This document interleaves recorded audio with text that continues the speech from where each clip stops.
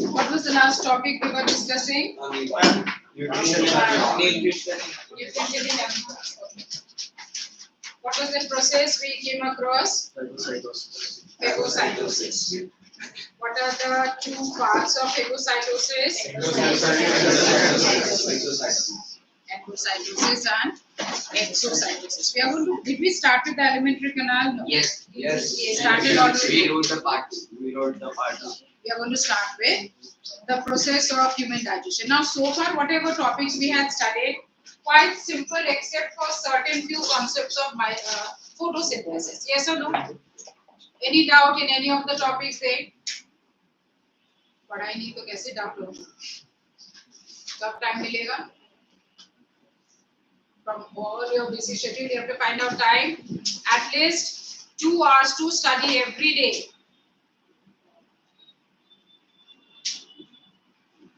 कुछ होती है, है ना? 2 hours to study every day. Then it is very easy. 2 hours to study every day. And again, let me tell you, don't keep for your pre-boards to the schedule for pre-boards to come and then you start your studies. Difficult for you to manage at that time. This particular chapter is so elaborate, quite, and the questions. The chapter, if you see, the chapter is in your textbook appears very simple. But the assertion questions, you will be extremely confused if the concept is not very clear. Assertion questions, answering the application questions, 5-mark questions will be difficult for you if the concepts are not clear. Diagram-based questions, you will lose mark if the proper labeling and the answers we will do once we finish at least a part of the chapter there. Physiology, once we finish, we will do. See that you keep reading the contents, every particular part of the chapter. As I said, as of now, only that few concepts of photosynthesis is only something that you have to study properly. Other than that, nutrition in amoeba and all these things, nothing much to understand. Okay, we will start this. Alimentary canal, the digestive system. We talk about the digestive system. What are the parts, functions of the digestive system? What are we understanding now? The process of human digestion. So we start with digestion in human, the digestive system in human. The digestive system in human, and I think the other day I must have told you that when I talk about the process of digestion in human and amoeba, there's a similarity. When we talk about amoeba and human, what is the similarity? Amoeba and human both are holozoic. Why? Both can digest the food inside the body. That's the most important feature to understand. We now come across that the digestive system is divided into two parts. One is the alimentary canal and the other would be the digestive glands. One is the alimentary canal and the second part that we talk about is the digestive glands. The digestive system is made up of two set of organs. The first set of organs through which the food would pass continuously, and that is what is known as the alimentary canal. That is what is known as the alimentary canal. So here when we are coming across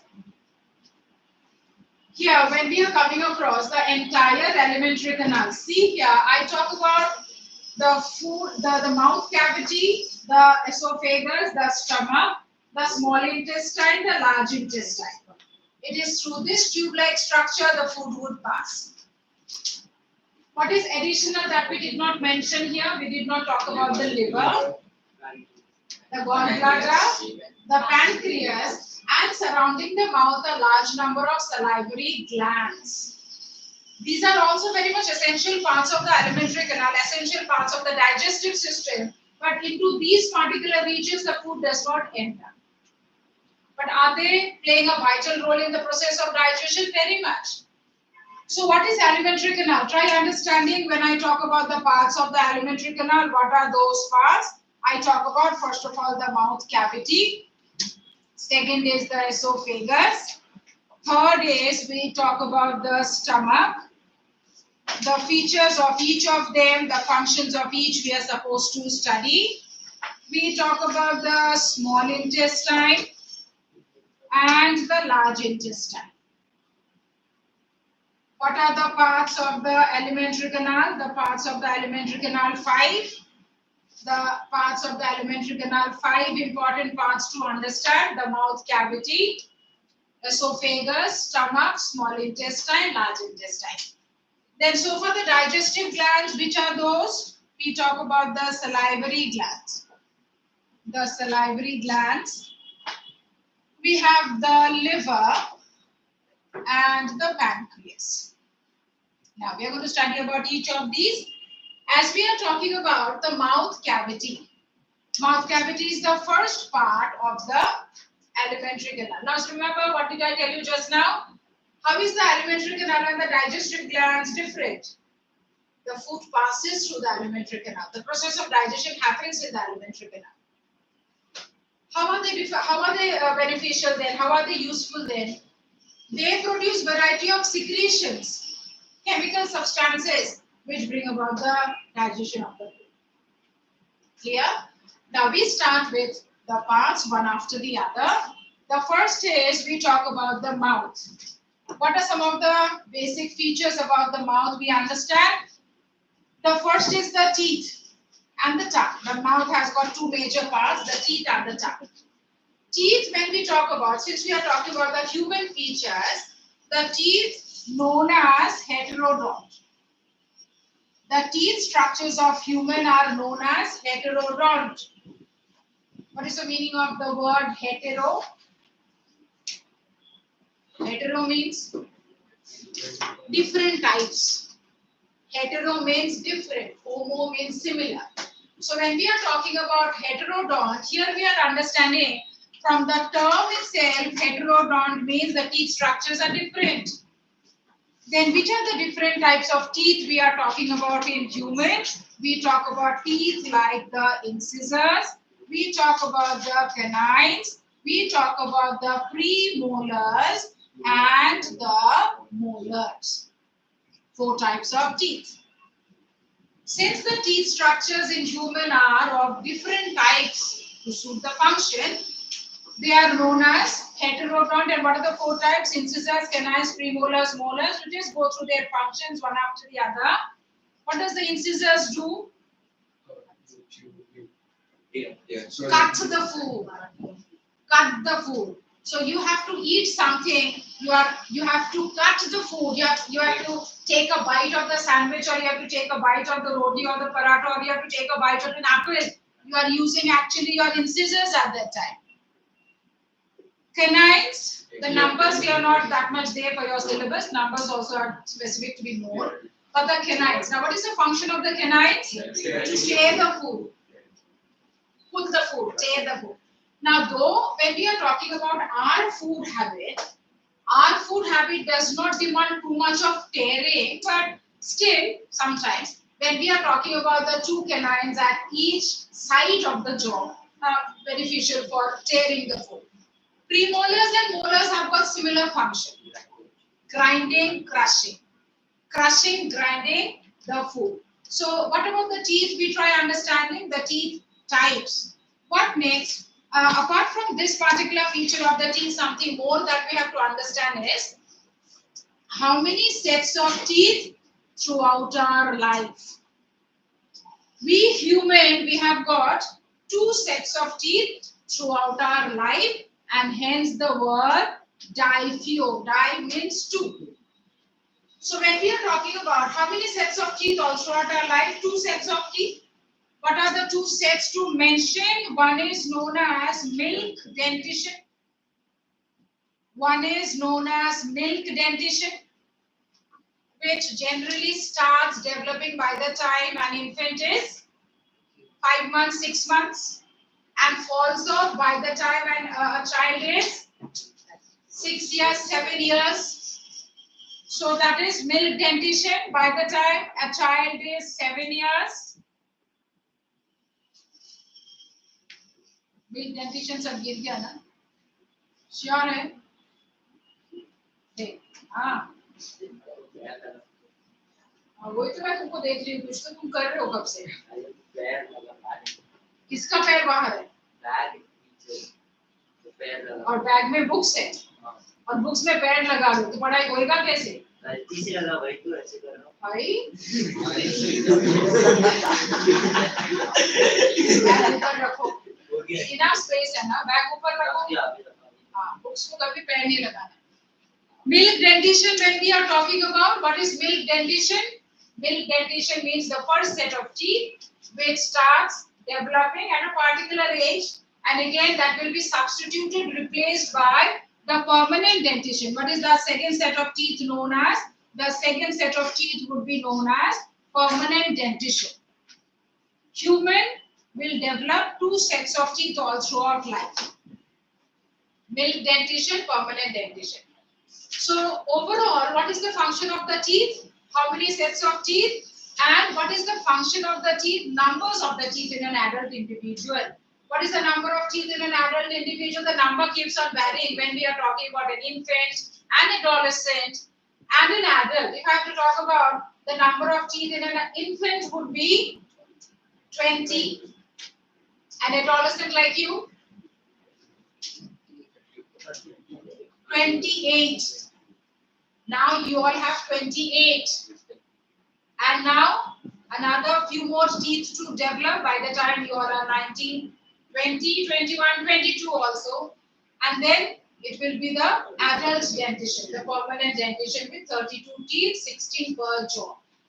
So that is about the teeth that we understand. Is there any other important part in the mouth cavity that we have to understand? We talk about the tongue. The second part that we talk about would be the tongue. What are some of the features and functions of the tongue to understand? The tongue is completely muscular in origin. It's a muscular structure. Now that we talk about the tongue muscular structure, what else? On the upper surface of the tongue, there are small elevations, and these elevations are known as the taste buds.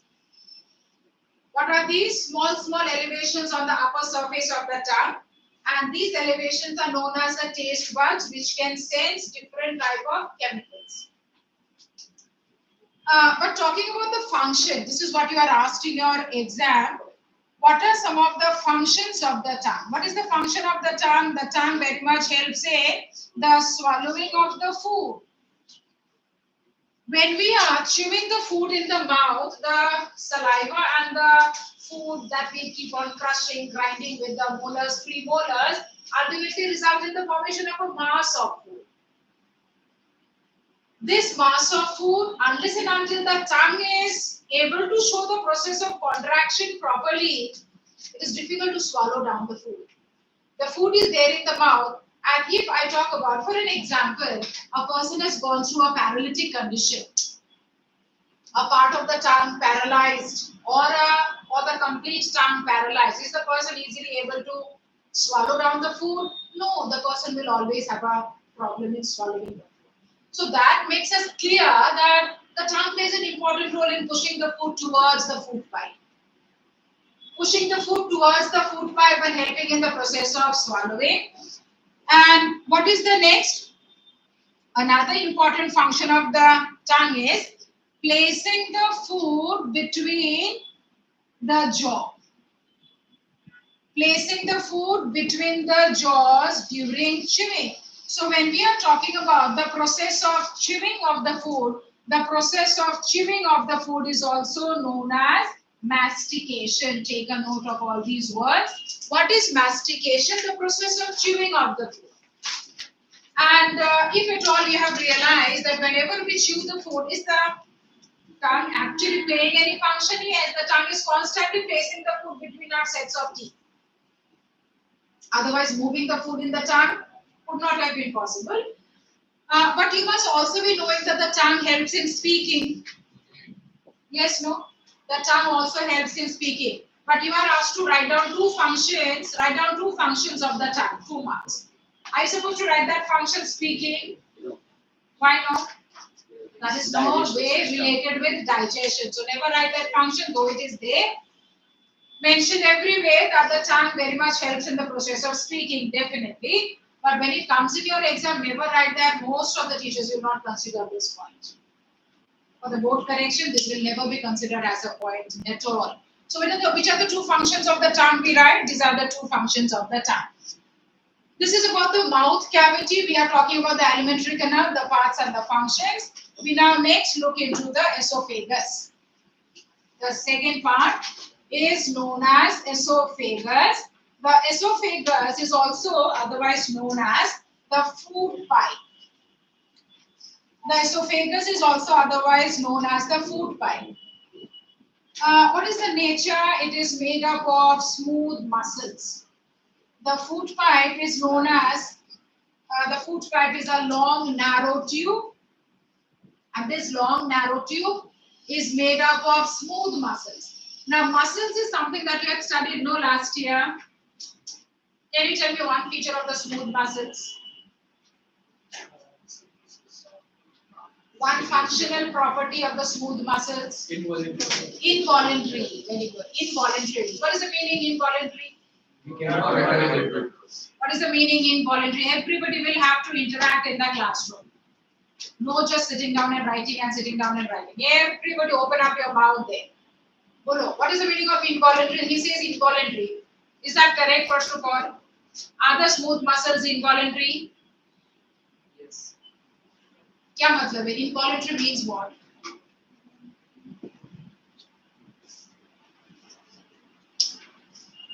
पता है? What is involuntary? हाँ, Involuntary means action which you can't control. We cannot control. मतलब translation नहीं पूछा मैंने, मतलब पूछा है जिस पे हमारा कंट्रोल नहीं है. मतलब क्या? If the food is running down the food pipe, can I make it faster or slower according to my wish? नहीं. But now that I write, can I write faster or slower according to my wish? तो ये सारे muscles हो गया voluntary and ये हो गया involuntary. So always remember, now that we are talking about the food pipe and the stomach and the small intestine and the large intestine and everything, entire alimentary canal is made up of smooth muscles, and that feature remains common for all these. What is the feature I am talking about? That the muscles are involuntary in nature and they will contract and relax as per the need of the body. The contraction and relaxation is as per the need of the body. We cannot control them. These are involuntary muscles. Now that I talk about the smooth muscles here and the involuntary nature, we are also coming across the esophagus, and the rest of the tube also shows a particular process known as peristalsis. Shows a particular process known as peristalsis. You have heard about this word peristalsis? What is your heard? क्या है? It's the movement of Peristalsis मतलब now that the food is moving, the wall is constantly contracting and relaxing so that the passage can be smooth. What is the definition of peristalsis? The definition of peristalsis is, all of you will write this down. The definition of peristalsis is the rhythmic contraction and relaxation. The rhythmic contraction and relaxation of the walls of alimentary canal. Of the walls of the alimentary canal is known as peristalsis. The entire process of rhythmic contraction of the alimentary canal. And again I mentioned it is not only for the esophagus, though I am talking with reference to esophagus now, it is in the entire alimentary canal. Stomach also, small, large intestine also, everywhere. Now, to talk about the esophagus, I mentioned that what is it made up of, and the process of peristalsis very much happens. And so for the function, if I have to mention what is the function of the esophagus, function of the esophagus is only the passage of the food from the mouth to the stomach. From the mouth to the stomach. So now when I talk about the mouth and the esophagus, the esophagus and the stomach, say suppose I talk about that this is the esophagus and the stomach, exactly at the junction of the esophagus and the stomach, there are some muscular flaps like this. There are some muscular flaps like this, and these muscular flaps will always regulate the flow of the food. Say suppose now the mass of the food is running down.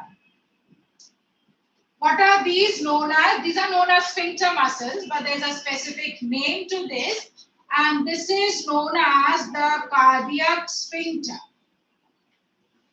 Such type of sphincter muscles are there in many parts of our body which can regulate the movement. So now I talk about what is this? Between the esophagus and the stomach, there are some sphincter muscles. When the food has to run down, they will contract and make the passage. When the food has all gone, they will relax and close down. And this is all under the nervous control. Hypothalamus, a part of the brain that regulates all these. So this is all under nervous control, the contraction and the relaxation. Contraction and relaxation depending on whether the food has to run down or not. Sometimes when the food has run down already, maybe the food has run down already, but now the impulses, the nervous messages are not correct. It is supposed to close, but it did not. It still remains open. The nervous impulses are wrong. That is the time we end up throwing. That is the time we end up vomiting. Puking or vomiting or throwing up. So now when we are talking about that, whenever the food has gone down, it should close. That's a regular process that happens. So here, first of all, I'm talking about what is the function of the esophagus. Does esophagus play any role in the digestive processes? Does it have any digestive role as such? Nothing. It does not have any digestive role as such. But when we are talking about the passage functions only. The third part of the alimentary canal, very important. Now we are talking about the stomach. We talk about the stomach.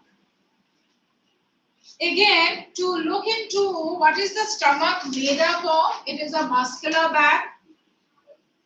The stomach is a muscular bag. What type of muscles? Smooth muscles. Does it show the process of peristalsis? Yes. What was the definition of peristalsis? One at a time. What was the definition of peristalsis? We had written down. We'll have to get this definition almost by heart. बोलो, आया समझ में? I can't note down the definition of peristalsis. क्यों? I was noting down the. हाँ, लिखो अभी. The rhythmic contraction. You wrote. Show no. The rhythmic contraction and relaxation of the walls of the alimentary canal. And how is this rhythmic contraction and relaxation helping? Passage of the food. It helps in the passage of the food. So we are talking about the stomach, muscular bag-like structure, which helps in the process of digestion. Now, first of all, I understand that this passage of the food that happens, what is this entire mass of food known as? This mass of food is known as bolus. What is bolus? A mass of food which is formed in the mouth and it is running down into the stomach. But the moment it runs into the stomach, does the consistency remain like this? No, it immediately starts changing. Why? Because the wall of the stomach has got variety of cells.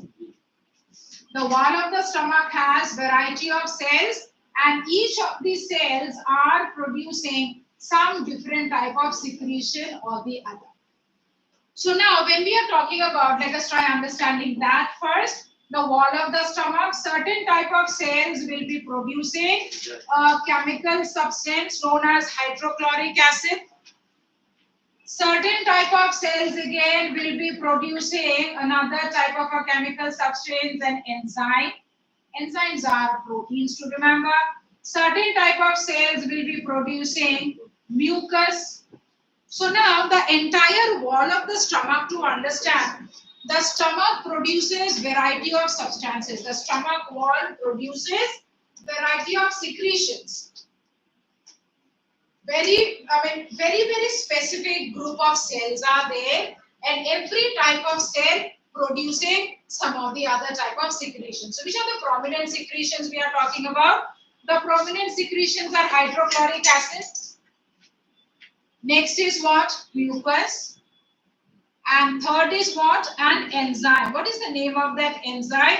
The name of that enzyme is pepsinogen. Now this collectively, what is this known as? This is known as the gastric juice. This is known as the gastric juice. What is the composition of the gastric juice? The gastric juice is made up of HCl, hydrochloric acid, mucus, and pepsinogen. But this pepsinogen, what is it? It is an inactive form of an enzyme. It is an enzyme. Then when I talk about this word enzyme, what is the meaning of this word? What is an enzyme? If I have to also understand this, what is an enzyme? Enzymes are Biological catalyst. biocatalysts. Enzymes are special chemical substances that help in the breakdown of complex food into simpler form. So that you will write first. Right here, after you have written down the composition of gastric juice, right? What are enzymes? The typical definitions asked. What are enzymes? Right first. Enzymes are chemical substances. Enzymes are chemical substances that break down.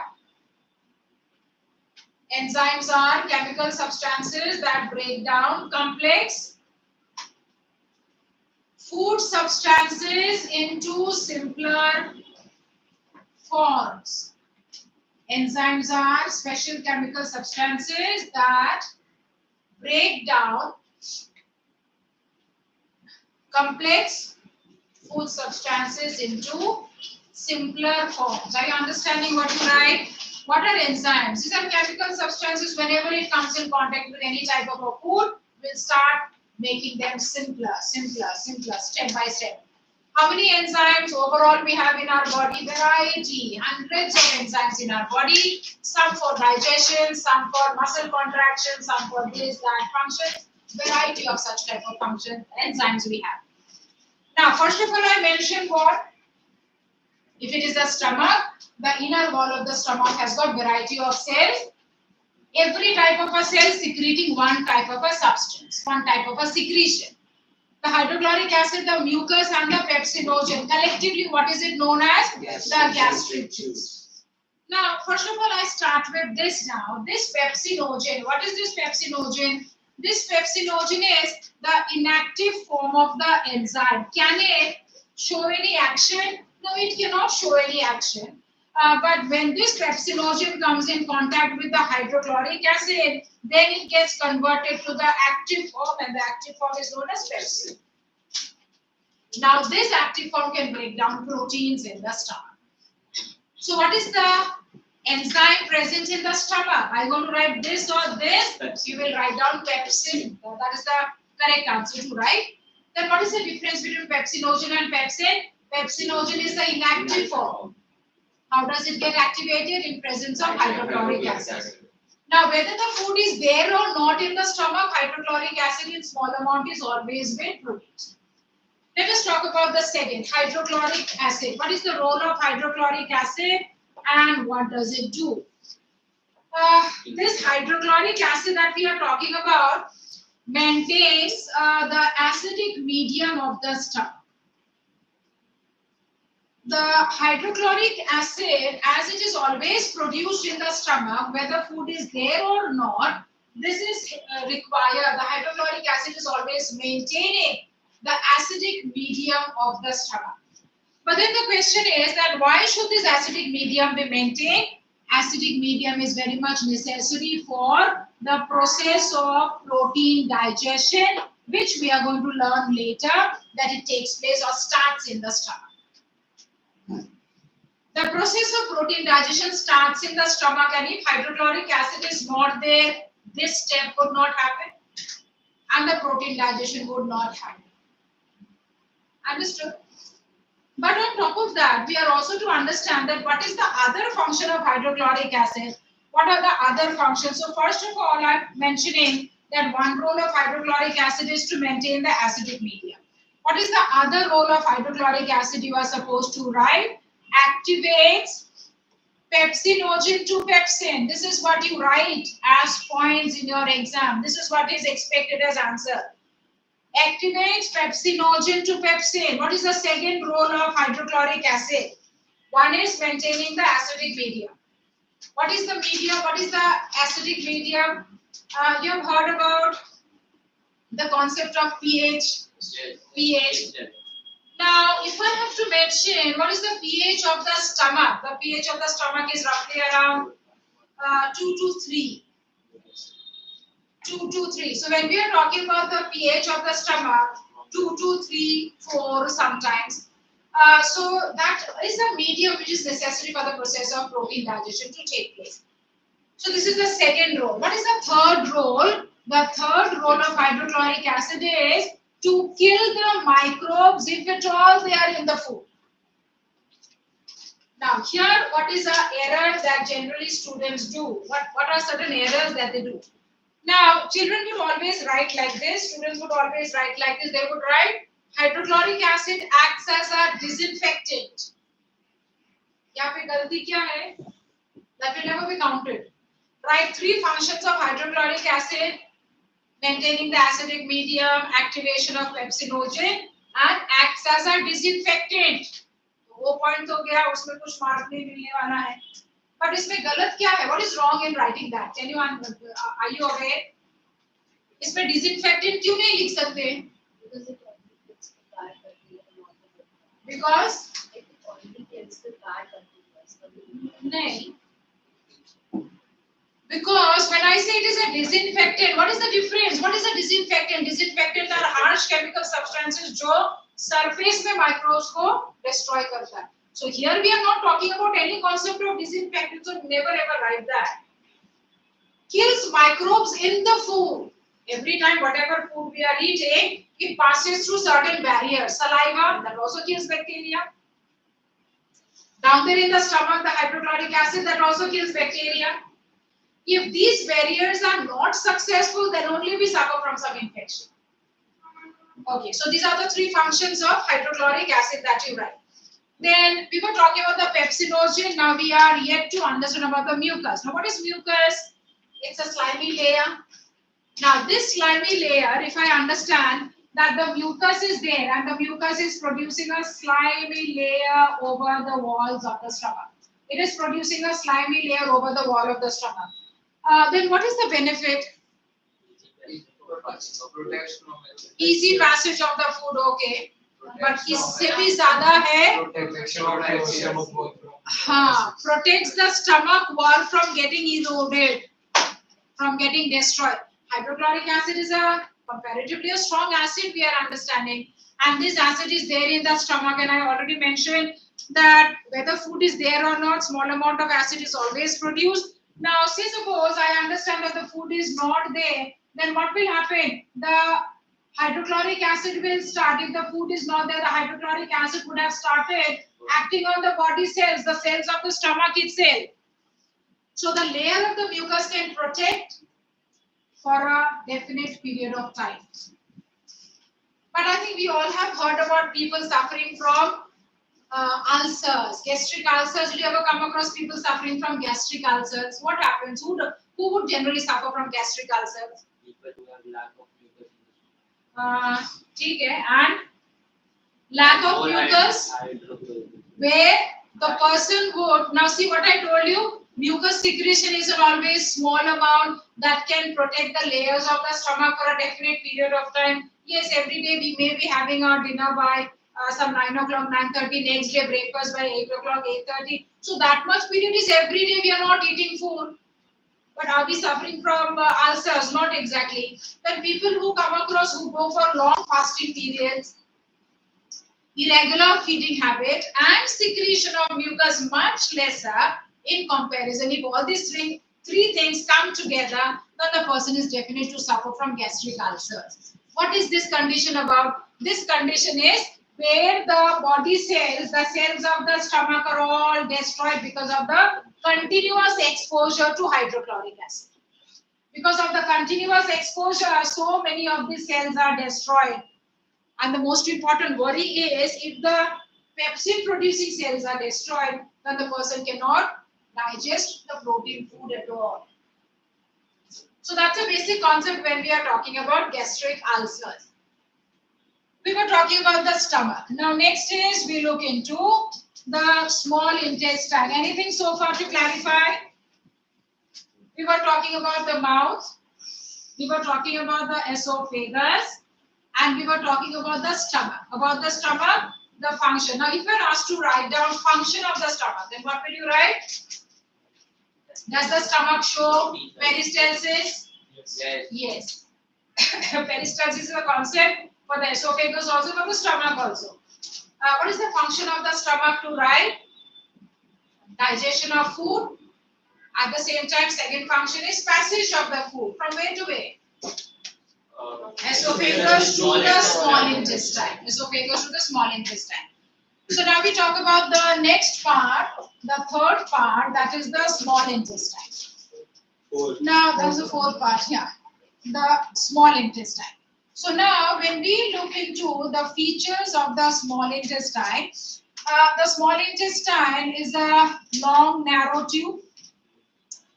It's a long, narrow tube. Now, this long, narrow tube that we talk about are not only long, narrow, it is extensively coiled. Long, narrow, coiled tube it is. See there, the small intestine. It is a long, narrow, and an extensively coiled tube that we understand. There is a big significance to understand why the small intestine is long, coiled. We'll try to understand that. The small intestine, I said, what is the first feature I am mentioning? It is extensively long. It is extensively coiled. How long? Almost about 7 meters. What is the length of the entire alimentary canal? 9 meters. 9 to 9.5. So when we are talking about the length of the entire alimentary canal, it is 9 to 9.5 meters long. Of that, small intestine is the longest part. What is the length? Roughly around 7 to 7.5. We can write 7 meters. So 7 meters is the length of the small intestine. Now, when we are talking about the small intestine, what are the major parts of the small intestine? The first part of the small intestine is known as duodenum. The second part is known as the jejunum. And the third part is known as the ileum. Let us try understanding about this. I said the small intestine is extensively long, narrow, coiled. Now, before I talk about all these features, if I have to just talk about the general features of the small intestine, then what do I write? What is the general function of the small intestine? The small intestine performs two major functions. Number one, completes the process of digestion of the food. It completes the process of digestion of the food. Matlab, the small intestine is so long and so narrow that the food is passing through the small intestine very slowly, since it is narrow, since it is coiled. And that's the reason the food gets adequate time to mix with variety of enzymes and complete the process of digestion. At the same time, another important function is carries out the process of absorption. Carries out the process of absorption of nutrients. Carries out the process of absorption of the nutrients. Now let us try understanding this. When I talk about the duodenum, which part is the duodenum? The start of the small intestine. This is the duodenum. Right after the stomach, the duodenum. Now again, if I come across that this is the duodenum, and exactly the junction of the stomach and the duodenum, here also there are some sphincter muscles. Here also there are some sphincter muscles. What are these sphincter muscles known as? This is known as the pyloric sphincter. Between the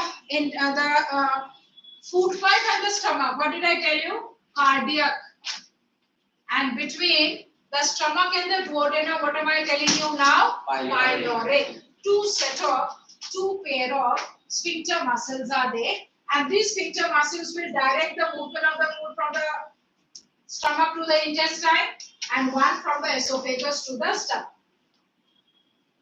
Now, next is when we are now talking about the duodenum. How is the duodenum special? What are some of the major features of each of these parts? That is what you have to understand now. One question, I think before we go to this, let us write down one question.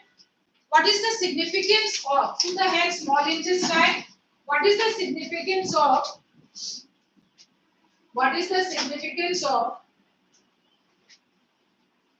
the extensively long,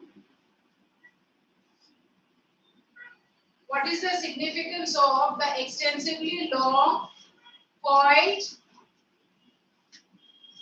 what is the significance of the extensively long coiled and narrow small intestine? Narrow small intestine in human. What is the significance of the extensively long, narrow and coiled small intestine in human? Write down the answer. Since the small intestine is extensively coiled and narrow, the food passes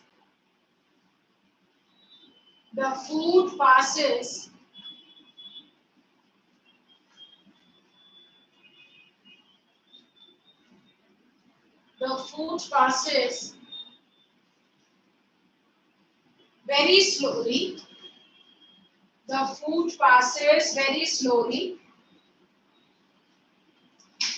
The food passes very slowly and effectively mixes with the digestive enzymes. Effectively mixes with the digestive enzymes to carry out the process of digestion. Carry out the process of digestion.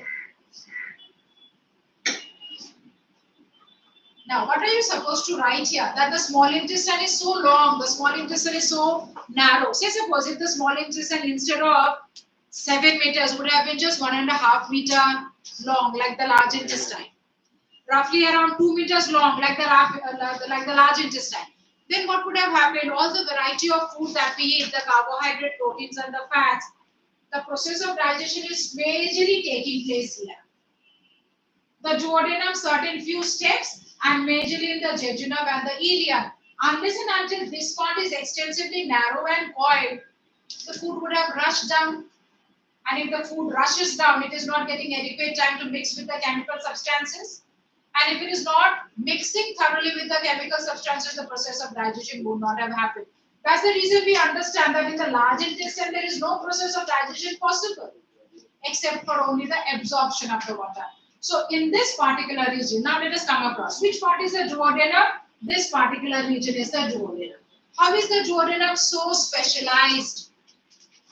How is the duodenum so specialized? The duodenum is specialized because it receives, this is what you are supposed to write down, it receives the digestive juices. The duodenum is specialized because it receives the digestive juices of the liver and the pancreas both.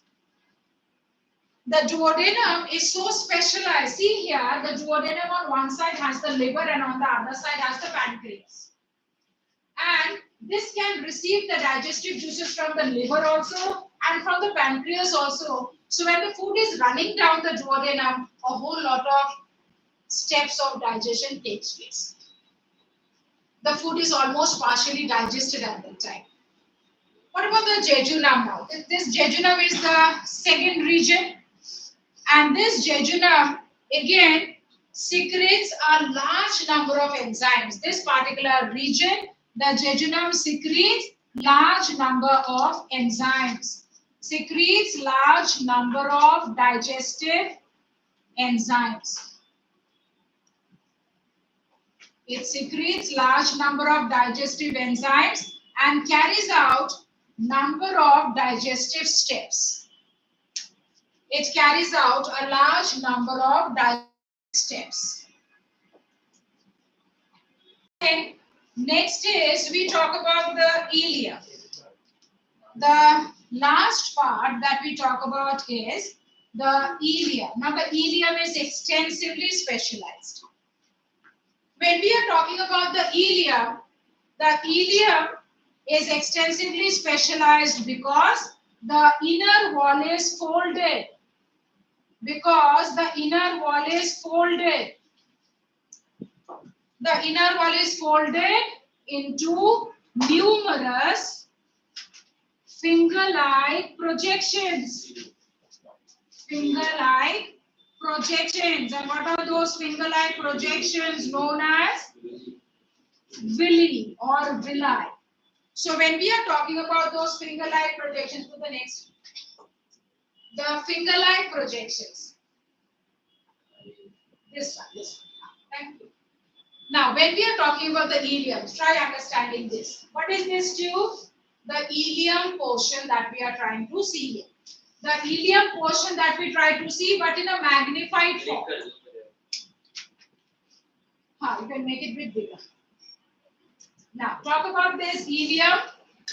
Ileum is the first, second, or the third region of the small intestine. The last region, the third region of the small intestine. What is special here?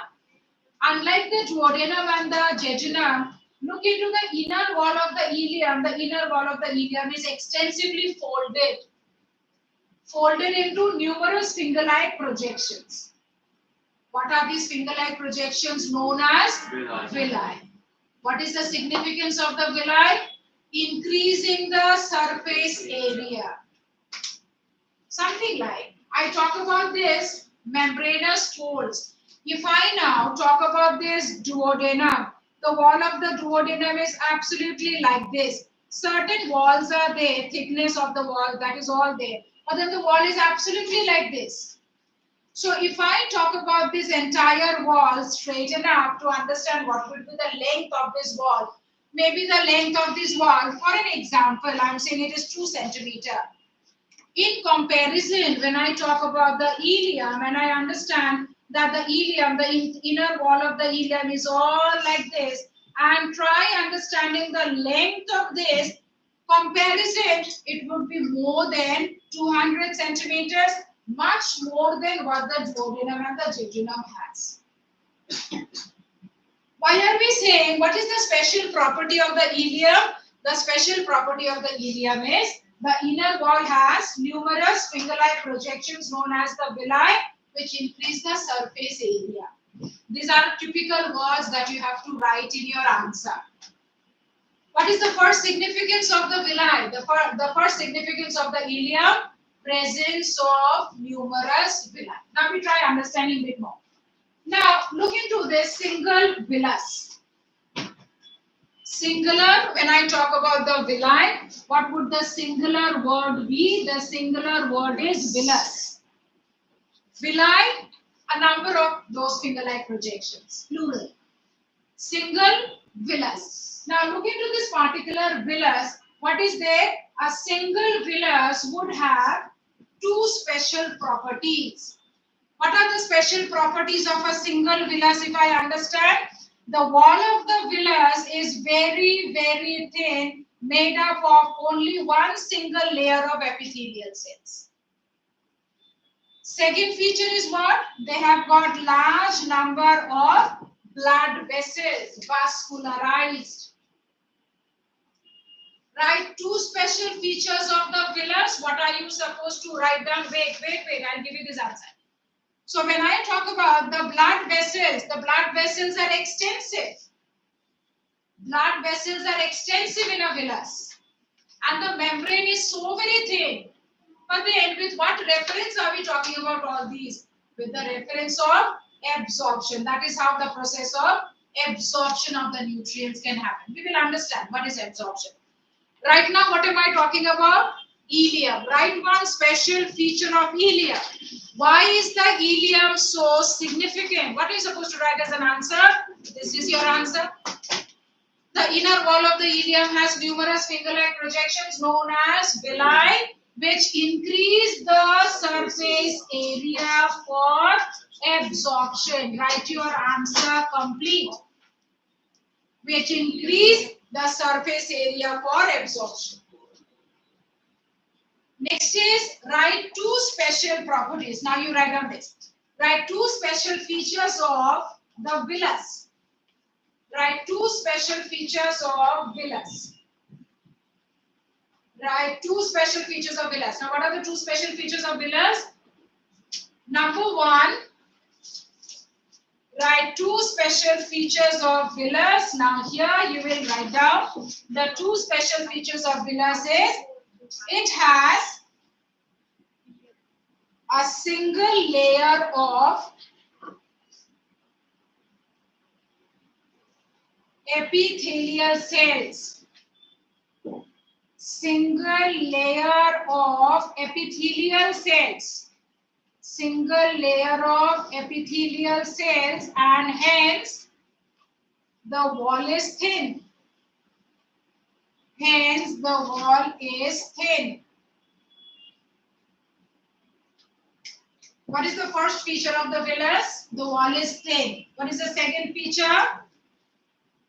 It is richly vascularized. It is richly vascularized. That is extensive supply of blood vessels. Extensive supply of blood vessels. Now, you are asked various questions here that how is the smallest intestine designed? How is the small intestine designed to bring about the process of absorption? That's a complete 2 to 3 mark answer also. How is the small intestine designed to bring about the process of absorption? Then you'll have to write elaborate. The small intestine is divided into 3 parts. This mark just roughly small content to explain. Major emphasis should be on the ileum. How is the small intestine designed to bring about the process of absorption? You have to write about the property here, that the inner wall is folded, etc., etc. And then every single villus has such and such properties which allow the movement of the nutrients. Now, once you learn about the absorption concept, it will be very easy. But these 2 points definitely should go whenever you are writing down those concepts. So now, after the concept of